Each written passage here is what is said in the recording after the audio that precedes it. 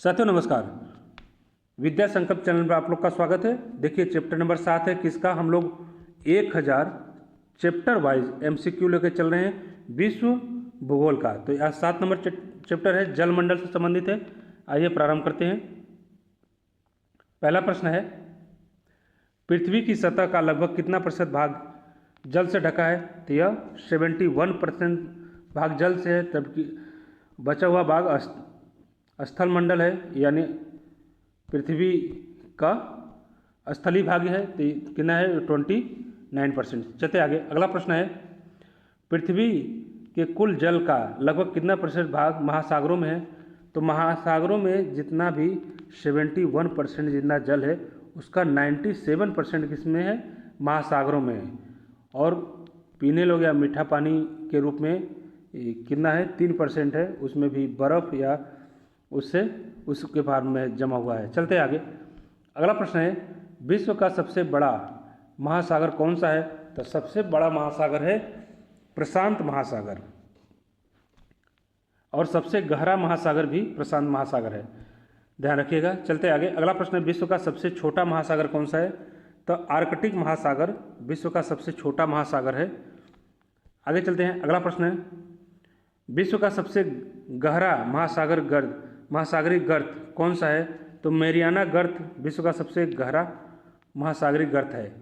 देखिए, मैरियाना गर्त प्रशांत महासागर में स्थित है तथा विश्व का सबसे गहरा महासागरीय गर्त है। इसका सबसे गहरा भाग चैलेंजर द्वीप है।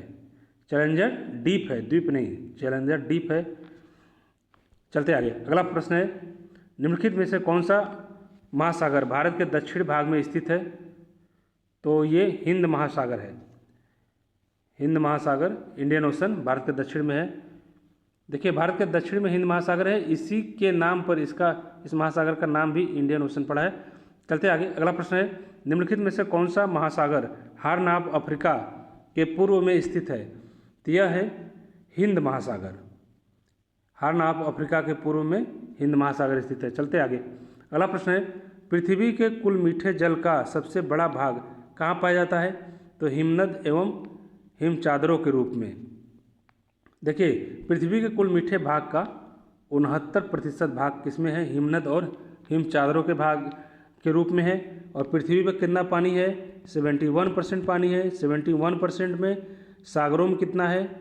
इस 71% का सागर में कितना है? 90% है। और 3% बचा ना, तो 3% का 69% कहाँ पे पानी? हिमनदों और हिम चादरों के रूप में। तो बहुत कम बचा हम लोग के पास। तो हम लोग पानी जो पीने का है वेस्ट न करें, बचा कर रखें। चलते आगे। अगला प्रश्न है, निम्नलिखित में से कौन सा महासागर पूरी तरह से उत्तरी गोलार्ध में स्थित है? तो यह है आर्कटिक महासागर। आर्कटिक महासागर यह पूर्व रूप से उत्तरी गोलार्ध में स्थित है।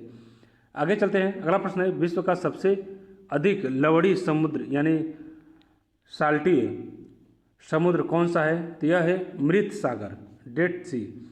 मृत सागर का जल अत्यधिक साल्टी है, इसलिए इसमें व्यक्ति आसानी से तैरता रहता है क्योंकि वो डूबने नहीं देता। चलते आगे। अगला प्रश्न है, विश्व का सबसे बड़ा समुद्र कौन सा है? तो विश्व का सबसे बड़ा समुद्र दक्षिण चीन सागर है, यानी ऑप्शन ए सही होगा।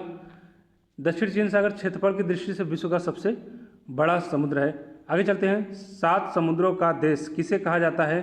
तो इंडोनेशिया को 7 समुद्रों का देश कहते हैं। इंडोनेशिया अनेक समुद्री क्षेत्रों से घिरा हुआ है, जिसकी वजह से कहते हैं 7 समुद्रों का लैंड ऑफ 7 सीज।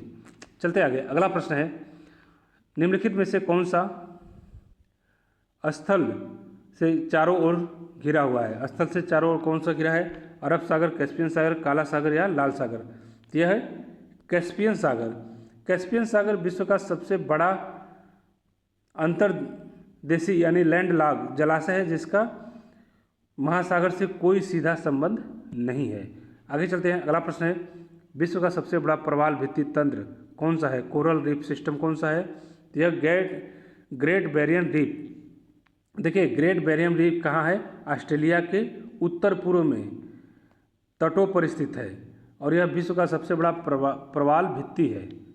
चलते आगे। अगला प्रश्न है, केप ऑफ गुड होप किस महासागर के तट पर स्थित है? तो यह अटलांटिक महासागर के तट पर स्थित है।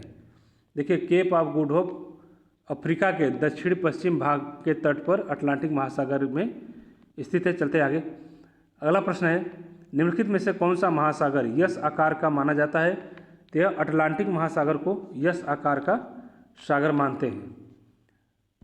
आइए चलते हैं आगे, अगला प्रश्न है, विश्व का सबसे बड़ा द्वीप, ऑस्ट्रेलिया को महाद्वीप मानते हैं, तो विश्व का सबसे बड़ा द्वीप कौन सा है? तो ग्रीनलैंड विश्व का सबसे बड़ा द्वीप है। आगे चलते हैं, अगला प्रश्न है, निम्नलिखित में से कौन सा महासागरीय धारा गर्म धारा है? तो यह गर्म धारा है गल्फ स्ट्रीम। गल्फ स्ट्रीम महासागरीय धारा है। यह अटलांटिक महासागर के प्रमुख गर्म महासागरीय धाराओं में से एक है। चलते आगे, अगला प्रश्न है, पेरू यानी हम्बोल्ट की धारा किस प्रकार की महासागरीय धारा है? तो यह ठंडी धारा है। पेरू या हम्बोल्ट की धारा जो है दक्षिण अमेरिका के पश्चिमी तट के साथ बहने वाली क्या है? एक ठंडी महासागरीय धारा है। आगे चलते हैं, अगला प्रश्न है, समुद्री जल की औसतन लवणता लगभग कितनी होती है? तो यह होती है 35%। आगे चलते हैं, अगला प्रश्न है, ज्वार भाटा का प्रमुख कारण क्या है? तो ज्वार भाटा का प्रमुख कारण है चंद्रमा एवं सूर्य का गुरुत्वाकर्षण। जब चंद्रमा और सूर्य का गुरुत्वाकर्षण के प्रभाव इस पर पड़ता है, इसलिए आते हैं ज्वार भाटा।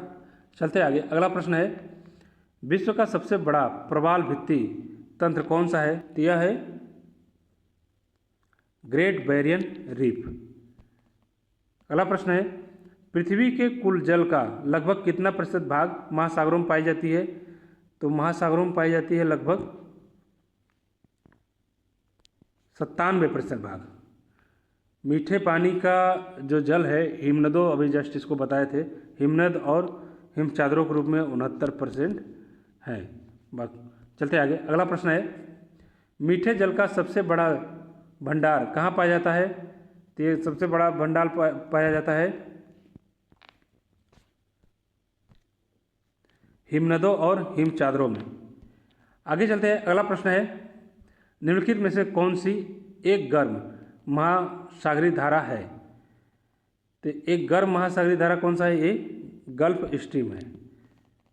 गल्फ स्ट्रीम अटलांटिक महासागर की प्रमुख एक गर्म महासागरीय धारा है, जो